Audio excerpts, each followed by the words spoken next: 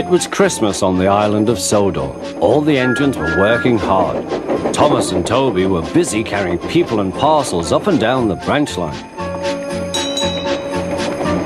Everyone was happy. Only the coaches, Annie and Clarabelle, were complaining. It's always the same before Christmas, they groaned. We feel so full, we feel so full. Oh, come on, said Thomas. Where's your festive spirit? Christmas Day is almost here. By the side of the track was a lonely little cottage with a familiar figure waving to them. It's Mrs. Kindly, whistled Thomas. Peep, peep, Happy Christmas! Thomas always felt better for seeing her. Christmas just wouldn't be Christmas without Mrs. Kindly. When work was over, Thomas went to see the other engines. All their coats had been polished. Ha, said Gordon, just look at us.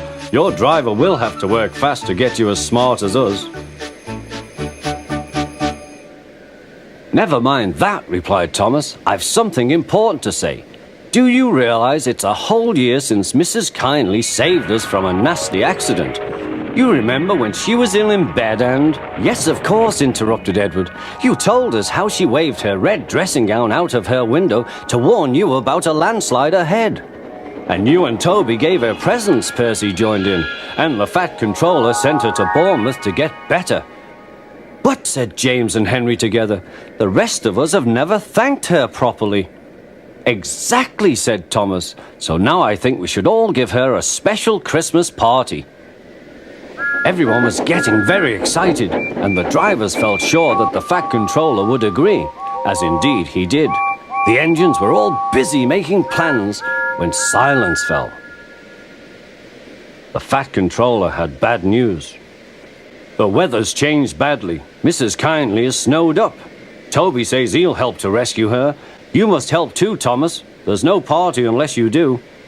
Thomas hated snow, but he said bravely, I'll try, sir. We must rescue her. We must. There's a good engine. You and Toby will manage splendidly. Thomas charged the snowdrifts fiercely. Sometimes he swept them aside. Sometimes they stuck fast, and the men had to loosen them.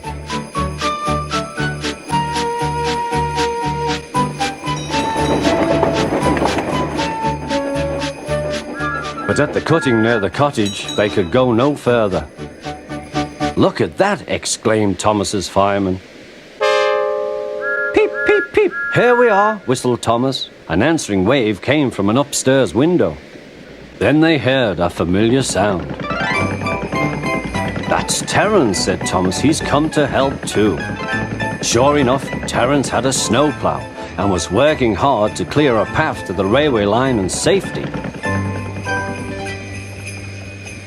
At long last, the rescue was complete. Percy took the tired workmen home. Terence said goodbye to Mrs. Kindly and promised to take care of her cottage as he watched them all set off. The engines made good time.